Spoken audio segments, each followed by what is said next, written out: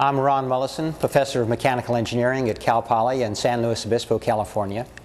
And I have an experiment here that will give us the relation between pressure and volume for the expansion of air in a steel pressure vessel. This expansion is a thermodynamic process. The expansion or compression of a gas may be described by the relation PV to the N is equal to a constant, where P is pressure, V is specific volume, and the exponent N depends on the kind of process we have. For example, if the process were isothermal, which means constant temperature, then the N value would be equal to 1. If the process were isentropic, which means constant entropy, then the N value would be equal to the specific heat ratio of the gas. For air, this N value would be 1.4. In our experiment, compressed air in this vessel is discharged to the atmosphere, while the remaining air in the vessel expands. Temperature and pressure measurements made of the air inside the vessel are then used to compute the polytropic exponent N. Let's first look at the equipment, then we'll run the experiment and collect some data. This is our steel pressure vessel,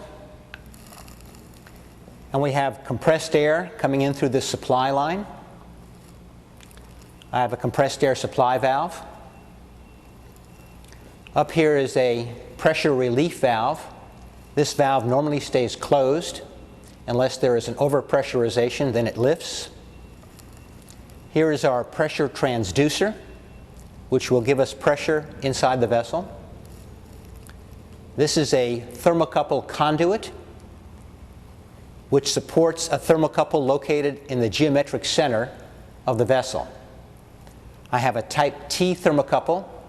It's a very fine wire whose diameter is only 1/1000th of an inch.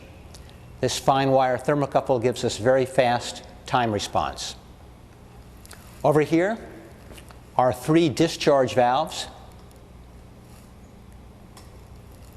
with corresponding small diameter orifice, medium, and large diameter orifice. This allows for 3 different discharge rates and 3 different expansion rates inside the vessel. Down here, this unit's called a carrier demodulator. It powers the pressure transducer. This large gauge over here is an absolute pressure gauge. We use that to calibrate the pressure transducer. Our recording instrument is a flatbed recorder. We feed in 2 signals, pressure and temperature. I have 2 pens, a pressure pen and a temperature pen. Okay, we're ready to run the experiment. So I'll ensure that my discharge valves are closed, which they are, and I'll open my supply valve. And we'll watch both the pressure and temperature pens on the flatbed recorder. They're starting to come up. The pressure pen is calibrated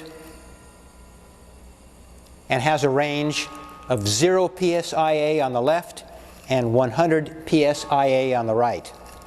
I've set the temperature pen with a range minus 10 degrees C on the left and plus 25 degrees C on the right. So let me close this discharge valve, and we'll just wait a second here. When we first charge the vessel, the temperature pen comes up, and now it's going to settle down to some equilibrium value. When it settles down, we'll be ready to run the experiment by opening one of the discharge valves.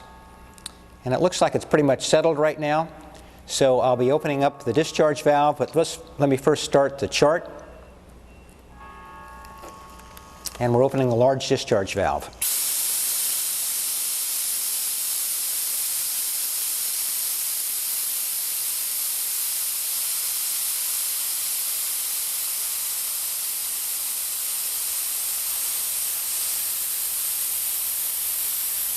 Okay, we'll stop the experiment.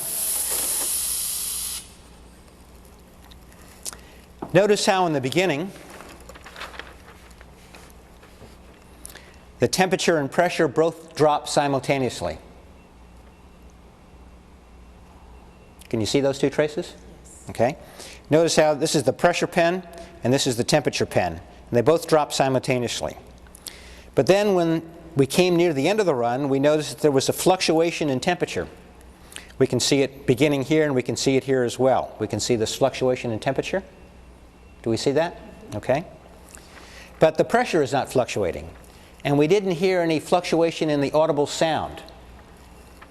Now, why do you think we have this fluctuation in temperature?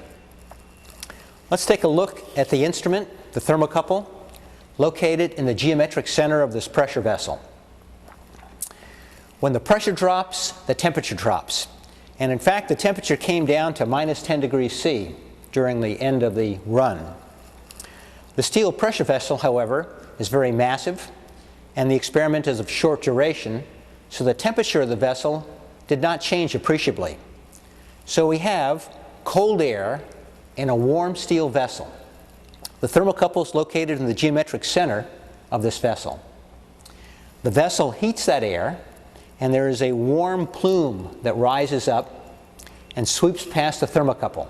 And that's the fluctuation we see here in temperature. All three runs will give similar traces.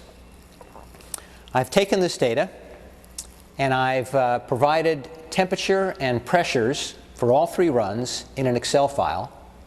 You'll take this data and you'll reduce it and you'll plot pressure as a function of volume. Then using a trend line in Excel with a power law curve, you'll find the polytropic exponent n for this expansion process. You'll then see how your value n compares with two processes we talked about, the isothermal process where the n value was 1 and the isentropic process where the n value was 1.4. Have fun with your experiment. Thank you.